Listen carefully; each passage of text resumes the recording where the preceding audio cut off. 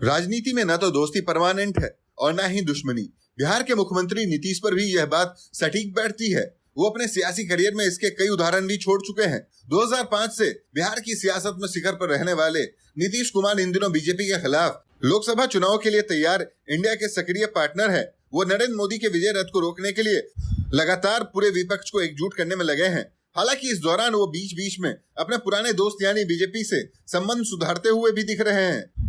उनके सियासी कदम ने बिहार के विश्लेषकों को सोचने पर मजबूर कर दिया है। भारत ने हाल ही में G20 शिखर सम्मेलन के दौरान 20 से अधिक देशों के राष्ट्र अध्यक्षों की शानदार मेजबानी की है। 2 दिवसीय आयोजन के पहले ही दिन राष्ट्रपति द्वारा डिनर का आयोजन किया गया था। इसके लिए कई राज्यों के मुख्यमंत्री को भी आमंत्रित किया गया था।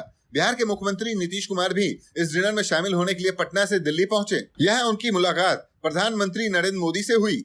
दोनों गर्मजोशी से एक दूसरे के साथ मिलते दिखे। पीएम मोदी ने खुद अपने इंस्टाग्राम हैंडल के जरिए जो तस्वीरें जारी की, उनमें दोनों के मधुर संबंध की बानगी देखने को मिली। इन तस्वीरों के बाद बिहार की सियासत में गहमागहमी बढ़ गई है। 18 सितंबर से संसद का विशेष सत्र बुलाया गया है। इसके एजेंडे भी सामने आ चुके हैं। इस सब के बीच केंद्र सरकार ने एक देश एक चुनाव के मुद्दे पर एक कमेटी का गठन कर सियासी दिग्गजों को चौंका दिया है। इसकी अध्यक्षता देश के पूर्व राष्ट्रपति रामनाथ कोविंद कर रहे हैं। कोविंद 2 दिवसीय दौरे पर बिहार पहुंचे हैं। कल रात वो राजभवन के मेहमान थे। उनसे मिलने के लिए राजभवन पहुंचने वालों में बिहार के मुख्यमंत्री नीतीश कुमार भी शामिल थे। नीतीश कुमार या उनकी पार्टी के नेताओं के द्वारा इन मुलाकातों को भले ही सामान्य तौर पर पेश करने की कोशिश की जा रही हो, लेकिन वास्तविकता यह भी है कि जब सियासी लोग आपस में मिलते हैं तो सियासी संभावनाओं पर चर्चा की बात को नजरअंदाज करना संभव नहीं है। आपको बता दें कि रामनाथ कोविंद पीएम मोदी के भरोसेमंद माने जाते हैं। राष्ट्रपति पद से हटने के बाद लगातार पीएम और अमित शाह उनसे मिलने के लिए उनका सरकारी आवास की यात्रा करते रहे हैं। अब प्रधानमंत्री ने एक देश एक चुनाव जैसे महत्वपूर्ण घोषणा की जिम्मेदारी भी उन्हें सौंपी है। इसके अलावा नीतीश कुमार के एक और कदम पर भी बिहार में विश्लेषकों की निगाहें जा टिकी है। नीतीश कुमार और गवर्नर के संबंध हाल ही के दिनों में काफी सहज हुए हैं। मुख्यमंत्री कई मौकों पर उनसे मिलने के लिए राजभवन का दौरा करते आए हैं।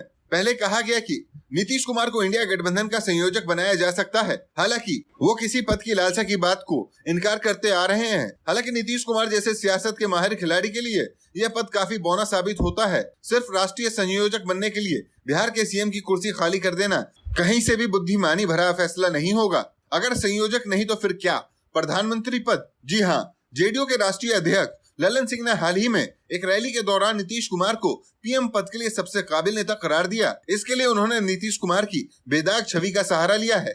इसके अलावा एक आने मार्ग स्थित मुख्यमंत्री आवास के बाहर नीतीश कुमार के पीएम कैंडिडेट बनाने की मांग को लेकर खूब नारेबाजी भी हुई। ऐसे में इसे जेडीयू की तरफ से इंडिया गठबंधन पर दबाव बनाने की कोशिश के तौर पर देखा जा रहा है। इसे समझने के लिए 2015 के विधानसभा चुनाव के परिणाम पर नजर डालते हैं। नरेंद्र मोदी 2014 में प्रचंड बहुमत के साथ केंद्र में सरकार बना चुके थे। उनकी अगली परीक्षा बिहार में हुई। बीजेपी के नेतृत्व वाली एनडीए गठबंधन पर नीतीश कुमार की अगुवाई वाली महागठबंधन 20 साबित हुई। बीजेपी को करारी शिकस्त झेलनी पड़ी। वहीं जब 2019 में जेडीयू बीजेपी ने साथ मिलकर चुनाव लड़ा तो 40 में से 39 सीटों पर जीत मिली। तो ऐसे में नीतीश कुमार कब किसकी तरफ जा सकते हैं, कोई नहीं कह सकता। आपको क्या लगता है, मुझे जरूर बताएं कमेंट करके।